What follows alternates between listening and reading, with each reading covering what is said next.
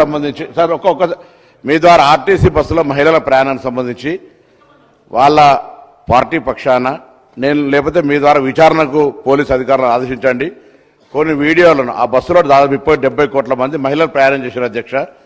కొంత మహిళలు బస్సులు అటుగానే ఎల్లిపాయలు తీసుకొని పోతుర్రని లేకపోతే అటు బ్రష్ చేసుకొని పోతున్నారు, పని లేక ఊరికేనే అటుగానే తిరుగుతారనే వీడియోలు వాళ్ళ పార్టీ లేదా వాళ్ళకు సంబంధించిన సోషల్ మీడియా ద్వారా వస్తాయని వాటి మీద నేను విచారణ చేయమంటున్నా. నాకు ఇప్పుడు హుజురాబాద్ నుంచి జమ్మిగుట్ట పోతుంటే బస్సులు అటుగానే ఎల్లిపాయలు తీసుకుంటారు పోతున్నాను వీడియోలో.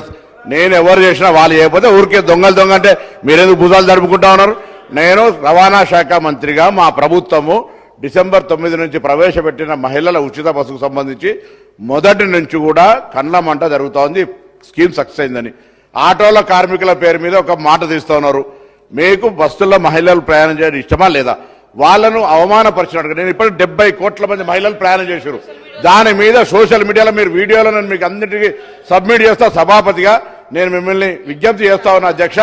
మా ప్రభుత్వంలో నేను మా గౌరవ మంత్రులందరూ కూడా ఆ విషయం తెలుసు.